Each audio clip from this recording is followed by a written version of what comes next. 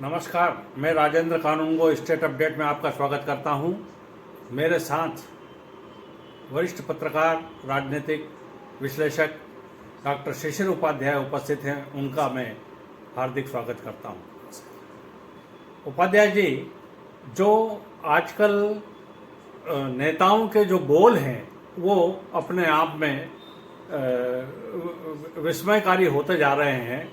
अभी हाल ही में कांग्रेस के एक वरिष्ठ नेता जो मंत्री भी रह चुके हैं, सांसद भी रह चुके हैं, अभी वर्तमान में विधायक भी हैं, उन्होंने कांग्रेस के वरिष्ठतम नेता के बारे में कुछ ऐसी बात कह दी है जो लोगों को अरुचिकर लग रही है और कार्यकर्ता भी उससे भ्रमित है। क्या आप इस पर प्रकाश डालेंगे? आपको तो सारा पूरा वाकया आपको पता है। जी बिल्कुल सर, नमस्कार। चूंकि जो आज जिस संदर्भ पे आपने चर्चा छेड़ी है, हमारे दर्शकों ने भी उस ऑडियो का बहुत मजा लिया होगा। और सत्ता के जितने जितने नज़दीक पहुंचती कांग्रेस नज़र आती है और कांग्रेस के हमारे जितने मित्र हैं वो सब रोज़ सत्ता पर कब्जा करने का सपना देख रहे हैं। लेकिन उनकी आपसी जो लड़ाई है, लेकिन जो जिस तरीके से उनमें आपस में सड़क पर आ जाती है, अंतर्द्वंद सामने आ जाता है, वह बहुत दुखद है। और उसके कारण कार्यकर्ता कहीं ना कहीं आपस में असमंजस की स्थिति में रहता है कि यार हम इनके लिए मेहनत कर रहे हैं, जो आपस में ही लड़ रहे हैं। जो दिग्विजय सिंह मध्य प्रदेश के पूर्व मुख्यमंत्री हैं, राज्यसभा सांसद हैं और बहुत वरिष्ठ नेता हैं, उनके बारे में जिस तरीके से जिस भाषा का उपयोग किया गया, हालांकि इन पूर्व मंत्री महोदय ने जो वर्तमान में विधायक हैं, उन्होंने उस पर यह खेद भी व्यक्त किया कि ये सब चलता रहता है, हमारे वरिष्ठ नेता है, हमारे नेता दिग्विजय सिंह जी हैं, ऐसा उन्होंने कहकर एक वीडियो भी वायरल हुआ उनका। लेकिन जो जहां तक उनका ऑडियो पहुंचा है और जिस तरीके से दिग्विजय सिंह जी को टारगेट किया गया है, वो ऐसा लगता है कि कार्यकर्ताओं को तो हतोत्साहित कर ही रहा है,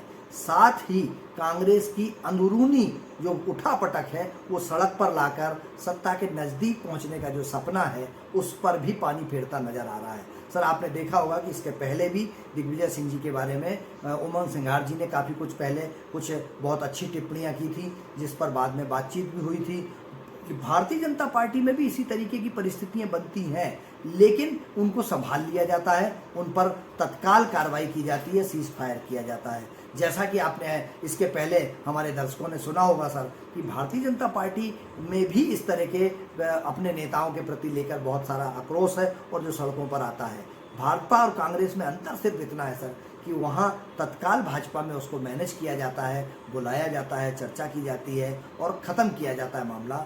यह कांग्रेस में आज तक ना तो उमंग सिंघार जी पर कोई कार्रवाई हुई है हाईकमान की तरफ से और ना सज्जन वर्मा जी पर कोई कार्रवाई हुई है, और उनके ऑडियो वीडियो सारे वायरल होते रहते हैं, खूब चर्चाएं होती रहती हैं। तो ये इतना अंतर, बेसिक अंतर भाजपा कांग्रेस में यह नजर आता है। बिल्कुल, इसका मैं समझता हूँ शिशिर जी कि एक बड़ा कारण यह हो सकता है कि जो भारतीय जनता पार्टी का हाईकमान है वो ताकतवर और स्ट्रिक्ट है, और कांग्रेस का जो हाईकमान है वो अभी उतना ताकतवर और स्ट्रिक्ट नहीं है। चाहे हम दिल्ली की बात करें, चाहे प्रदेश की बात करें, यदि ऐसा होता तो तत्काल प्रभाव से ये ऐसा बोलने वाले जो नेता हैं उनको बुला करके और सीख दी जाती कि आप इस प्रकार का क्यों बोल रहे हैं, आपको सार्वजनिक रूप से इसकी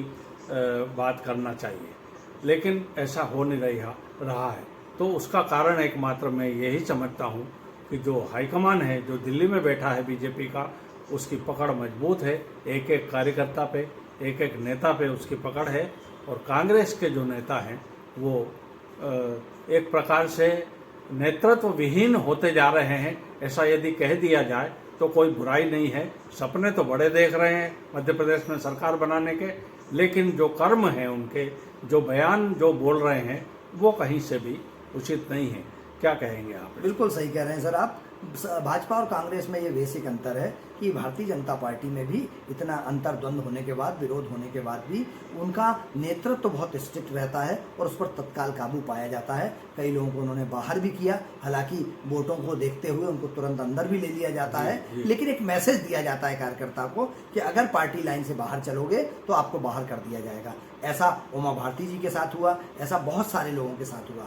लेकिन कांग्रेस में आपको राजस्थान का याद होगा, कांग्रेस हाईकमान सोनिया गांधी जी और राहुल गांधी जी, प्रियंका जी, ये सब के निर्देश के बाद भी वहाँ के मुख्यमंत्री जी ने जो कुछ किया था और उसके बाद उनका कुछ नहीं हुआ। ये मिलने खड़े थे जो आज राष्ट्रीय अध्यक्ष हैं, इनसे मुलाकात नहीं हो पाई थी, इनको वापस एयरपोर्ट से दिल्ली आना पड़ा था। तो ये बताता है कि भाजपा और कांग्रेस में कितना अंतर है सर, बेसिक अंतर है। कांग्रेस में जिस तरीके की बयानबाजी चल रही है, सत्ता के बहुत नज़दीक पहुंचने के बाद भी अगर इसी तरीके की स्थिति चलती रही तो सत्ता इनके हाथ से फिर एक बार फिसलती नजर आएगी, जैसा पिछली बार हुआ था। सत्ता में 2018 के चुनाव में कांग्रेस आई थी, लेकिन अंदरूनी लड़ाई, अंदरूनी उठापटक, पिछली बार ज्योतिरादित्य सिंधिया अगर उसके महानायक बने थे उस सरकार को हटाने के, तो हो सकता है कि ये जो नया अंतर्द्वंद है इस बार कोई दूसरा अगर सरकार मान लीजिए किन्हीं परिस्थितियों में उसके नज़दीक भी पहुंचते हैं तो सरकार से बाहर होने के लिए ये अंतर्द्वंद ही जिम्मेदार होगा।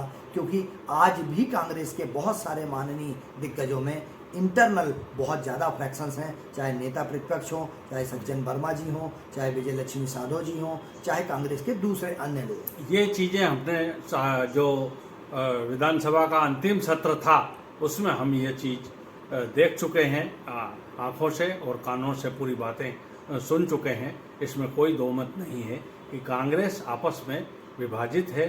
खास करके अपन मध्य प्रदेश की यदि बात करें तो यहाँ पर कांग्रेस का जो एकीकरण होना चाहिए, जिस प्रकार से सामूहिक रूप से संगठित होकर के भारतीय जनता पार्टी के विरोध में आना चाहिए, वो कांग्रेस अभी तक आ नहीं पा रही है, ऐसा मेरा सोचना है।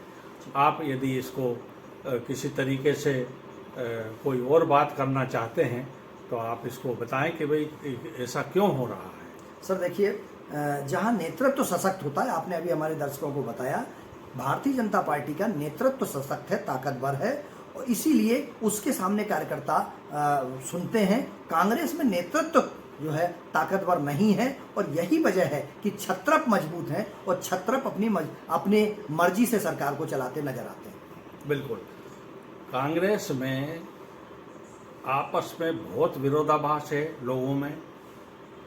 ऐसा नहीं है कि बीजेपी में नहीं है, बीजेपी में भी है, लेकिन वो सतह पर आता नहीं है और ये तत्काल सतह पर आ जाता है।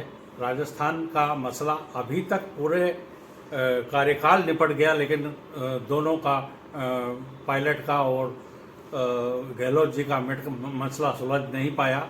इस प्रकार की स्थिति को लेकर के यदि हम सोचें कि ये सरकार बनाएंगे तो मुझे नहीं लगता कि इसमें कोई स्थिति सुधरेगी। साथियों, आपको हमारी ये चर्चा पसंद आई हो तो कृपा करके इस वीडियो को आप लाइक करें, शेयर करें और अधिक से अधिक इसको सब्सक्राइब करें, और हम दोनों को आप दें इजाज़त। नमस्कार।